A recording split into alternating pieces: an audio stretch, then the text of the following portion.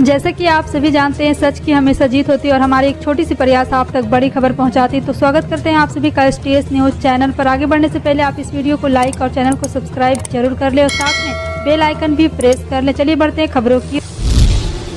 बता दें, हरियाणा के मुख्यमंत्री मनोहर लाल खट्टर ने गुरुवार को चौथा बजट 2023 से 24 पेश किया। सीएम मनोहर लाल खट्टर ने कहा है कि इस बार 1,83,950 रुपये का बजट में प्रस्ताव किया है, जो पिछले साल की तुलना में 11.6% ज्यादा है। उन्होंने बताया कि नए बजट में कोई नया टैक्स नहीं लगाया गया है। हरियाणा में बुजुर्गों के पेंशन में 250 रुपये की बढ़ोतरी की गई। अब बुजुर्गों को 2750 रुपये पेंशन मिलेगी। वहीं वरिष्ठ नागरिकों की रियायती किराए की पात्रता के लिए आयु सीमा को 65 से घटाकर 60 साल करने का प्रस्ताव बजट में मुख्यमंत्री ने रखने की घोषणा की है। पंजाब के भटिंडा ग्रामीण में आप विधायक अमित रतन की विजिलेंस ब्यूरो द्वारा गिरफ्तारी के बाद प्रदेश के मुख्यमंत्री भगवंत मान ने सख्त संदेश दिया। उन्होंने कहा है कि रिश्वत लेने वाले को बख्शा नहीं जाएगा, चाहे वो किसी भी पद पर हो। उन्होंने स्पष्ट किया है कि कानून सबके लिए बराबर है।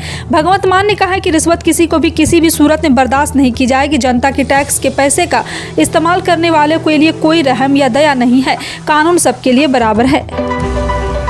दिल्ली एयरपोर्ट पर गहमा-गहमी के बीच कांग्रेस नेता पवन खेड़ा को गुरुवार दिल्ली रायपुर की फ्लाइट से उतार दिया गया। खेड़ा को विमान से उतारे जाने के बाद पार्टी के कई नेता विमान से उतर गए और टरमैक पर धरना दिया। आपको बता दें कि एक बार फिर से यहां पे विरोध प्रदर्शन पवन खेड़ा को गिरफ्तार कर लिया गया और कांग्रेस ने इस पूरी घटना के लिए केंद्र सरकार को दोषी ठहराया। कांग्रेस के वरिष्ठ लिखा है कि एक अकेला लोकतंत्र पर भारी पड़ गया है। और आपको बता दें कि कांग्रेस नेता सुप्रिया श्रीनाथ ने कहा, हम लोग इंडिगो की फ्लाइट से दिल्ली से रायपुर जा रहे थे। लोकसभा 2024 को लेकर के बिहार महागठबंधन में ऐसा लग रहा है कि दो फाड़ हो गया। बिहार कांग्रेस राहुल गांधी को पीएम उम्मीदवार बताए तो वहीं आरजेडी इसके लिए तैयार नहीं है। आरजेडी ने सीएम नीतीश कुमार का नाम लिया है। गुरुवार को बिहार कांग्रेस प्रवक्ता आशीष नाथ तिवारी ने बड़ा बयान दिया। कहा है कि राहुल गांधी विपक्ष के पीएम उम्मीदवार होंगे। उन्होंने नेतृत्व में महागठबंधन एकजुट होगा। आशीष नाथ तिवारी ने कहा, सिर्फ राहुल गांधी ही पीएम मोदी को टक्कर दे सकते हैं। पूर्णिया में 25 फरवरी को जो महागठबंधन की रैली होने जा रही है, उसके पोस्टर में कहीं राहुल गांधी की तस्वीर नहीं। यह दुखद है, इससे गलत संदेश जा रहा है। इस बयान पर आरजेडी के प्रवक्ता मृत्युंजय तिवारी ने जवाब दिया है। कहा है, राहुल गांधी कांग्रेस में किसी पद पर नहीं, इसलिए उनकी तस्वीर पोस्टर में नहीं है। कांग्रेस प्रवक्ता पवन खेड़ा की रिहाई हो गई है। सुप्रीम कोर्ट के आदेश के बाद उन्हें जमानत मिली। प्रधानमंत्री नरेंद्र मोदी के खिलाफ बयान को लेकर उनके खिलाफ केस दर्ज किया गया था और गुरुवार की सुबह उन्हें एयरपोर्ट से गिरफ्तार किया गया था। अंतरिम जमानत पर रिहा होने के बाद एनडीटीवी से बात करते हुए उन्होंने कहा कि यह न्यायपालिका की जीत है। मेरे अधिकारों को बनाए रखने के लिए अदालत का धन्यवाद। कांग्रेस प्रवक्ता ने कहा कि मेरी टिप्पणी जुबान फिसलने के कारण थी या नहीं, मैं इस पर कोई टिप्पणी नहीं करूंगा, लेकिन देश में अघोषित आपातकाल जैसे हालात हैं।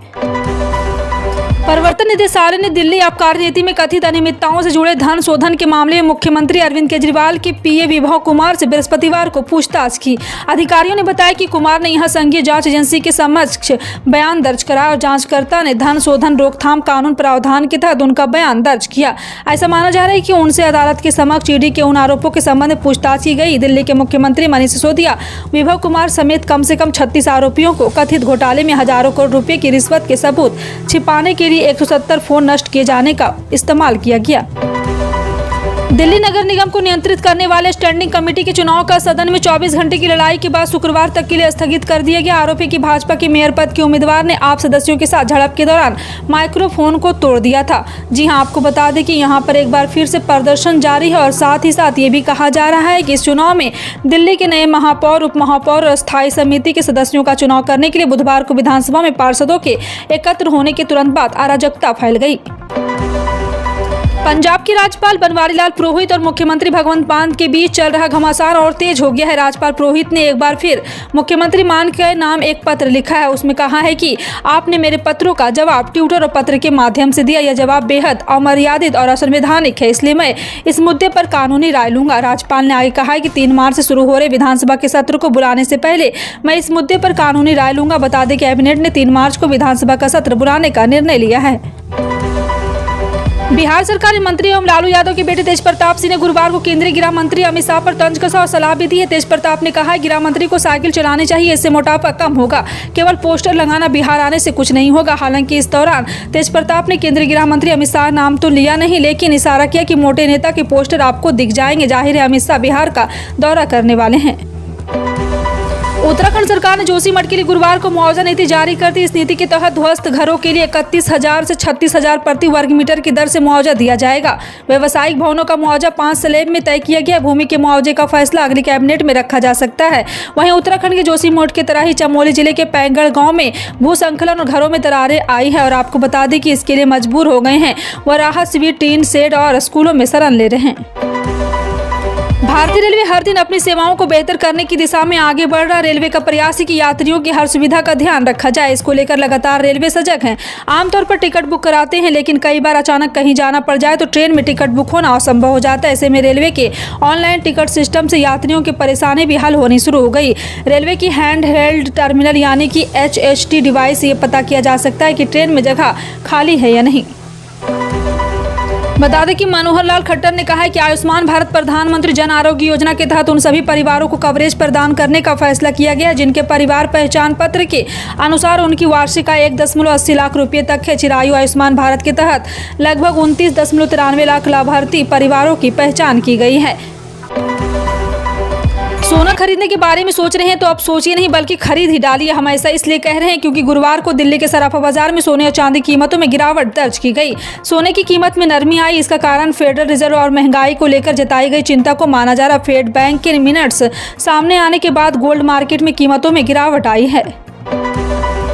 SBI, HDFC, ICI और यस बैंक सहित कई बड़े बैंकों ने हाल ही में फिक्स डिपॉजिट की ब्याज दरों में बढ़ोतरी की है। SBI और FD कराने पर अब आपको अधिकतम 7% ब्याज मिलेगा। अगर आप इन दिनों FD कराने का प्लान बना रहे हैं तो आपको इसके पहले बैंकों की नई ब्याज दरों के बारे में जरूर जानना चाहिए। हम आपको बता रहे हैं कि 2 करोड़ रुपए से कम की FD पर कौन सा बैंक कितना ब्याज दे रहा। बीजेपी के राष्ट्रीय अध्यक्ष JP नड्डा 26 फरवरी को बीजेपी के सभी महामंत्रियों की बैठक बुलाई। बैठक में 2023 में होने वाले चुनाव से चल रहे चुनाव पर चर्चा के साथ साथ 2024 लोकसभा चुनाव की तैयारियों और G20 के कार्यक्रमों को लेकर चर्चा होगी। बैठक में चुनावी राज्य त्रिपुरा जहां चुनाव संपन्न हुए वहां बीजेपी की क्या स्थिति होगी, इसको लेकर प्रेजेंटेशन भी होगा। इंदिरा गांधी राष्ट्रीय मुक्त विश्वविद्यालय ने 23 फरवरी 2023 को इग्नू TET जून 2023 रिवाइज टेंटेटिव डेट शीट जारी कर दी। जो उम्मीदवार जून 2023 की टर्म एंड परीक्षा में शामिल होंगे वे इग्नू की आधिकारिक साइट ignu.ac.in के माध्यम से संशोधित डेट शीट देख सकते हैं। रिवाइज डेट शीट के अनुसार इग्नू TET परीक्षा 2 पालियों में आयोजित की जाएगी। Team India women's world cup 2023 का सेमीफाइनल खेलने के लिए तैयार हो चुकी है। भारत और ऑस्ट्रेलिया के बीच ये मुकाबला साउथ अफ्रीका में खेला जा रहा। ऑस्ट्रेलिया ने टॉस जीतकर पहले बल्लेबाजी का फैसला लिया है। टीम इंडिया को इस मोमेंट के लिए कई क्रिकेटर की बधाई मिल रही। इस बीच भारतीय दिग्गज झूलन गोस्वामी ने टीम इंडिया को अपना प्यार भेजा है। झूलन ने ट्वीट कर कहा है कि दुनिया को दिखाने के लिए तैयार हो जाए और आप किस चीज से बने हैं। हमारी लड़कियों को सफल देखने के लिए इंतजार नहीं कर सकती। उत्तर प्रदेश में निवेश की राह को आसान करने और निवेशकों की सुविधाओं को ध्यान में रखते हुए यूपी सरकार ने एक बड़ा फैसला लिया। यूपी में निवेश की सुविधा के लिए उद्यमी मित्रों की नियुक्ति की जाएगी। इसके लिए मुख्यमंत्री योगी आदित्यनाथ के नेतृत्व वाली यूपी सरकार ने उद्यमों को 50 अंकों का वेटेज देने का फैसला किया है। इन उद्यमी मित्रों की नियुक्ति उनकी शिक्षा योग्यता, कार्य अनुभव, साक्षरता, कंप्यूटर टेस्ट के आधार पर की जाएगी। इसमें उन्हें उनकी श्रेणियों के आधार पर 50 अंकों का वेटेज मिलेगा। भारतीय बाजार में बेंगलुरु बेस्ड इलेक्ट्रॉनिक वाहन स्टार्टअप कंपनी रिवर ने गुरुवार को अपना नया रिवर इंडियन स्कूटर लॉन्च किया। इसकी बैटरी 6.7 किलोवाट के पावर जनरेट करती है और इसकी टॉप स्पीड 90 किलोमीटर प्रति घंटा। स्कूटर में 4 किलोवाट की क्षमता वाली बैटरी पैक का भी विकल्प है जो सिंगल चार्ज में लगभग 120 किलोमीटर तक चलती है। इलेक्ट्रिक स्कूटर 3 अलग अलग ड्राइविंग मोड्स, इको, राइड और रस मोड के साथ उपलब्ध है। सेना ने भारतीय स्टार्टअप को लड़ाकू स्वार्म ड्रोन के उत्पादन का ऑर्डर दिया है। स्वार्म ड्रोन का मतलब होता है कि झंडू में एक साथ लयबद्ध तरीके से उनके उड़ने वाले ड्रोन। स्वार्म ड्रोन में सैकड़ों छोटे छोटे ड्रोन से टारगेट पर हमला किया जा सकता है। इन्हें हथियार या कैमरा से लैस भी किया जा सकता है। इससे निगरानी की जा सकती है या फिर इसके जरिए हथियार को दुश्मन के ठिकानों पर गिराया जा सकता है। स्वार्म ड्रोन के जरिए 100 ड्रोन का झुंड दुश्मन के इलाकों में कम से कम 50 किलोमीटर दूर लक्ष्य को मारने में सक्षम है। सूत्रों ने बताया कि यह ड्रोन एक विशेष वजन से कम ले जाने में सक्षम है। स्वार्म ड्रोन की खासियत यह है कि ये दुनिया की किसी भी रडार या एंटी एयर डिफेंस सिस्टम को धोखा दे सकते हैं। 3 बार तलाक बोलकर मुस्लिम महिलाओं को तलाक देने की प्रथा को खत्म करने और मुसलमानों के हित में कई अन्य फैसलों को लेकर पीएम मोदी के नेतृत्व वाली केंद्र सरकार की कई मुस्लिम संगठनों ने तारीफ की है। इसका एक वीडियो सोशल मीडिया पर भी खूब वायरल हुआ। इसमें कई मुस्लिम विद्वान अपनी बातें रख रहे हैं और मोदी सरकार की प्रशंसा कर रहे हैं। एनआईडी फाउंडेशन की ओर से चंडीगढ़ में आयोजित ऑल इंडिया मॉनिटरिंग कॉन्क्लेव अमृतकाल में अल्पसंख्यकों की भूमिका विषय पर बोलते हुए इन मुस्लिम नेताओं ने जमकर सराहना की। अहमदिया मुस्लिम कम्युनिटी के निदेशक अशान गौरी ने कहा है कि मुसलमानों के लिए पीएम मोदी ने बेशुमार कदम उठाए हैं। मौसम हर दिन करवट ले रहा। भारत के कई हिस्सों में सुबह शाम से हल्की ठंड और दिन चढ़ने के साथ ही गर्मी का एहसास होने लग रहा है। इस बीच भारत मौसम विज्ञान विभाग ने गुरुवार को गर्मी को लेकर अलर्ट जारी कर दिया।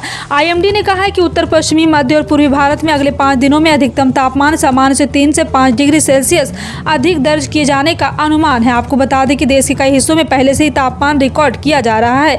फिलहाल आपका इन सभी खबरों पर क्या कहना है, कॉमेंट सेक्शन में टाइप करके जरूर बताएं। इसी तरह की पल पल की अपडेट जानने के लिए जुड़े रहें आप अपने NTS न्यूज़ चैनल से। मिलते हैं अगली बड़ी खबर में, तब तक के लिए जय हिंद।